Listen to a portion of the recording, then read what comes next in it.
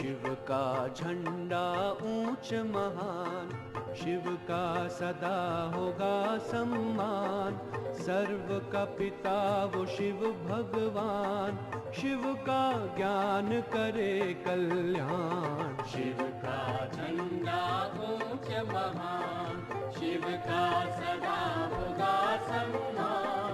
सर्व का पिता वो शिव भगवान, शिव का ज्ञान करे कल्याण। शिव का झंडा ऊंच महान।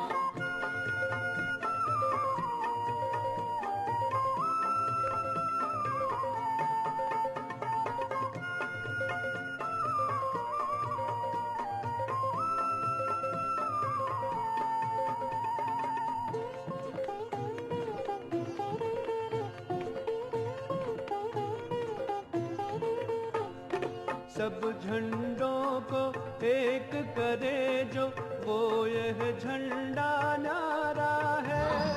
इस पर निशान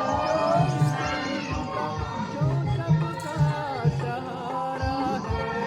सब झंडों को एक करे वो ये झंडा न्यारा है।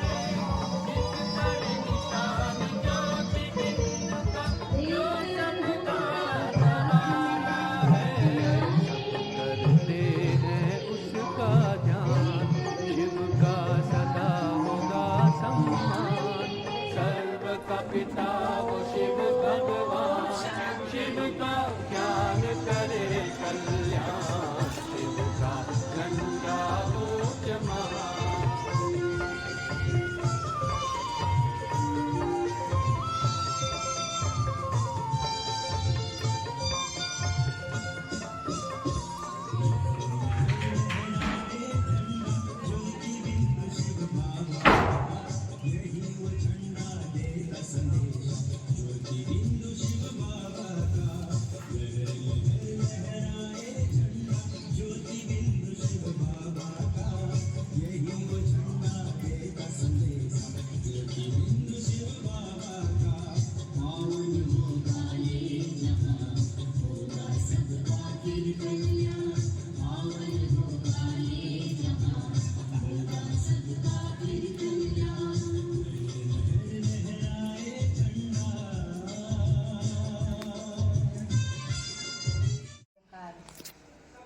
પવિત્ર દિવ્ય તહેવાર છે, મહાશિવરાત્રિ બોલીએ છીએ। ભગવાન ધરતી પર આવ્યા કલયુગ રૂપી રાત્રિને દૂર કરી સત્યુગ રૂપી દિવસ તરફ લઈ જવા માટે સત્ય ગીતા જ્ઞાનનો પ્રકાશ પાડ્યો માટે આપણે ઉજવીએ છીએ મહાશિવરાત્રિ। રાત્રિનું અંધારું, વિકારોનું અંધારું, વાસનાનું અંધારું, વ્યસનનું અંધારું, કલયુગનું અંધારું, અજ્ઞાનનું અંધારું એ દૂર કરી ભગવાન આપણને પરમ તેજની દુનિયાની અંદર લઈ જાય છે, પ્રકાશની દુનિયાની અંદર લઈ જાય છે। માટે મહાશિવરાત્રિના પાવન પર્વે આપણે બધા તો બાફેલા કંદમૂળ ખાઈ લઈએ છીએ, આપણા વાડામાં કે ખેતરમાં સકરિયા બટાકા બાફી કાઢીને ખાઈ લઈએ, બસ એથી વિશેષ આપણને કશી ખબર છે। જન્માષ્ટમી ધામધૂમથી ઉજવીએ, રામનવમી ધામધૂમથી ઉજવીએ, પણ શિવરાત્રિની કશી ખબર છે? શિવરાત્રિ સ્વયંભૂ ભગવાન આ ધરા ઉપર શું થયા? અવતરિત થયા। આ કલયુગી દુનિયાને દૂર કરી સતયુગી દુનિયાને લાવવા માટે પરમાત્મા 1937ની અંદર ગીતાની અંદર કહ્યું યદા યદા હિ ધર્મસ્ય।